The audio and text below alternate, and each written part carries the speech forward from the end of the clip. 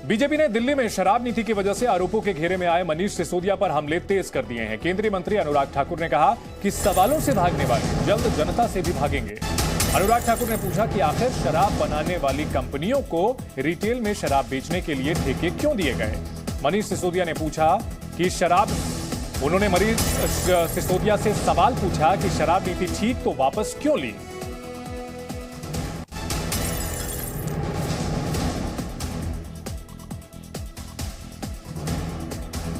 आज एक press conference करके मनीष सिसोदिया ने केंद्र सरकार पर निशाना साधा और कहा कि दिल्ली की जो एक्साइज पॉलिसी थी वो दिल्ली की ही नहीं बल्कि देश की सर्वश्रेष्ठ एक्साइज पॉलिसी थी। इस पर बीजेपी ने सवाल खड़े किए हैं और पूछा कि अगर ये इतनी अच्छी एक्साइज पॉलिसी थी तो वापस क्यों ली।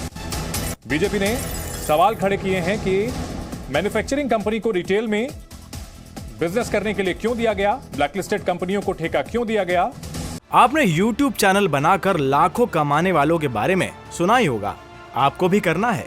YouTube चैनल को कैसे बनाना है इसके बारे में डिटेल में सीखना है तो फ्रीडम ऐप को अभी डाउनलोड कीजिए। शराब माफिया को 144 करोड़ रुपए क्यों वापस किए गए, सवाल खड़े किए हैं और 24 घंटे के अंदर अरविंद केजरीवाल से जवाब मांगा है।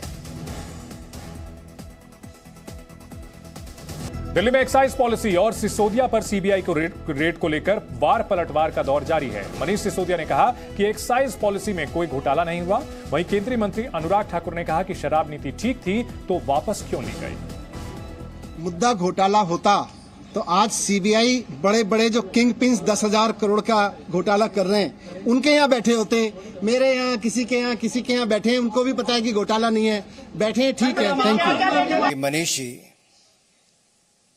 आखिरकार अगर आपकी शराब नीति ठीक थी तो वापस क्यों ली? क्या ऐसी मजबूरी थी? आपकी हालत तो ऐसी थी कि चोर को दाढ़ी में तिनका दिखा तो उसने बचने के लिए दाढ़ी मुंडवा दी। तो मनीष सिसोदिया और अरविंद केजरीवाल जी ने भी शराब नीति में भ्रष्टाचार दिखा तो नीति वापस ले ली।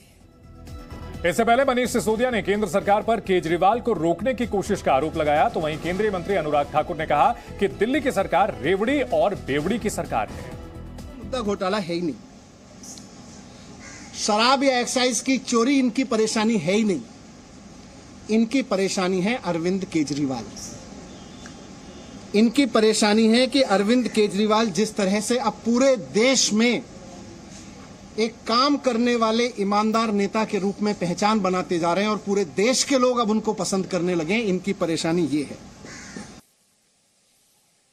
ये आम आदमी पार्टी की सरकार, ये रेवड़ी की सरकार भी है, बेवड़ी सरकार भी है।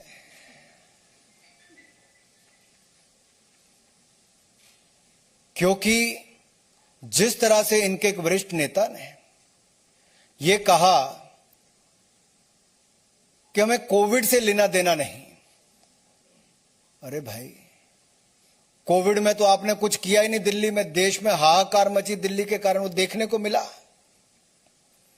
इनके नेता ने कहा कोविड से हमें लेना देना नहीं। तो भाई, शराब वालों से क्या लेना देना था आपका, ये तो बता दो। इससे पहले मनीष सिसोदिया ने एक प्रेस कॉन्फ्रेंस की और कहा कि वो झुकने वाले नहीं हैं और उन्होंने ये भी आशंका जताई कि 2-4 दिन में सीबीआई उनकी गिरफ्तारी कर सकती है। इसके अलावा कई और लोगों के नाम भी सामने आ रहे हैं इस पूरे मामले को लेकर, जिनमें सिसोदिया के करीबी विजय नायर का भी नाम है। वहीं कांग्रेस ने सिसोदिया के खिलाफ प्रदर्शन किया है, मोर्चा खोला है और इसमें प्रदर्शन करते हुए सड़क पर उतरे हैं। दिल्ली सरकार पर दिल्ली के डिप्टी सीएम मनीष सिसोदिया के यहां सीबीआई की छापेमारी के बीच आम आदमी पार्टी और भारतीय जनता पार्टी के बीच आरोपों प्रत्यारोपों का दौर जारी है। मनीष सिसोदिया अच्छे काम गिनवा रहे हैं और बीजेपी पर डराने का आरोप लगा रहे हैं। वहीं कांग्रेस ने सिसोदिया के खिलाफ प्रदर्शन किया। दिल्ली सरकार पर नई शराब नीति में घोटाले का आरोप लगा है। सीबीआई की एफआईआर में मनीष सिसोदिया का नाम भी दर्ज किया गया है। इस मामले को लेकर लगातार बयानबाजी का सिलसिला जारी है। दिल्ली के डिप्टी सीएम मनीष सिसोदिया ने 2-4 दिन में अपनी गिरफ्तारी का अंदेशा जताया। वहीं केंद्रीय मंत्री अनुराग ठाकुर ने कहा कि दिल्ली सरकार करप्शन के रिकॉर्ड बना रही है। आज से 3-4 दिन के अंदर, हो सकता है आज कल परसों में, कभी भी ये सीबीआई ईडी भेज के मुझे भी गिरफ्तार कर लेंगे, कई सारे और आप नेताओं को भी गिरफ्तार कर लेंगे। लेकिन मैं कहना चाहता हूं कि हम भगत सिंह के फॉलोअर हैं। हम अपने आप को भगत सिंह की संतान मानते हैं। हम डरने वाले नहीं हैं तुम्हारी सीबीआई से, तुम्हारी ईडी से, तुम्हारे पैसे के आगे बिकने वाले नहीं है। हमको नहीं तोड़ पाओगे तुम, हमको नहीं झुका पाओगे। आज मैं कह रहा हूँ, हम देश के लिए जान भी कुर्बान करेंगे, हम देश के लिए जेल भी जाएंगे। अब इनका अगला आ गया है MONEY, मनी। कमाई करो और चुप रहो। Money money.